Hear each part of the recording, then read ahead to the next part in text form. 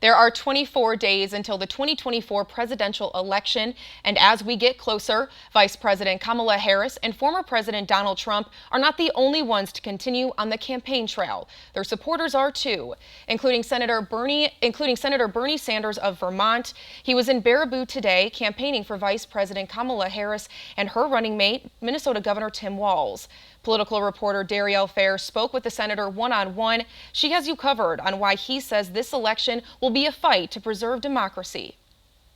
U.S. Senator Bernie Sanders of Vermont joins the growing list of notable surrogates to campaign for the Harris-Walz ticket in Wisconsin as national polling projects the battleground state to be a toss-up ahead of the 2024 presidential election. I'm here to do everything I can in the great state of Wisconsin to make sure that Kamala Harris and Tim Walz are elected president and vice president. Senator Sanders drawing a contrast on what he says will be a path forward on lowering costs for middle-class families if Vice President Harris is elected. The independent speaking to the growing number of prominent Republicans now backing Harris. I disagreed with Dick Cheney on everything. I disagree with his daughter, Liz Cheney, on everything except the belief that we cannot elect somebody who is working overtime to undermine American democracy. Endorsements that could galvanize moderate and independent voters. Deserters of the Democratic Party have been on a far more smaller scale,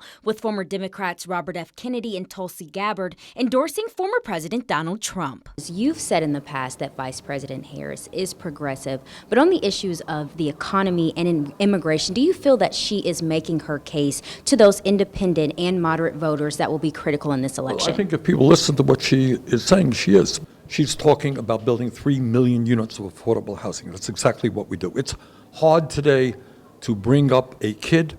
It's expensive. She's talking about making permanent and expanding the child tax credit, which is going to go a long way to lower childhood poverty in America.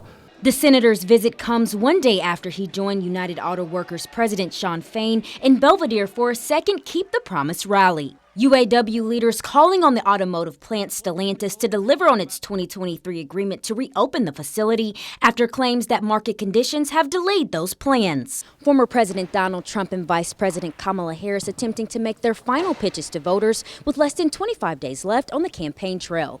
Trump making a campaign stop in California, a Democratic stronghold, with an event in Coachella. Harris making a stop in North Carolina, another key swing state, with a rally in Greenville. Reporting in Baraboo, Darielle Fair, 27 News. WIS GOP Chairman Brian Schimming is responding to Sanders' visit today. He says, in part, quote, Wisconsin Democrats are doubling down on disaster by putting Socialist Senator Bernie Sanders on tour. Sanders is the living embodiment of every failed extreme policy that Democrats have produced over the last 4 years, end quote.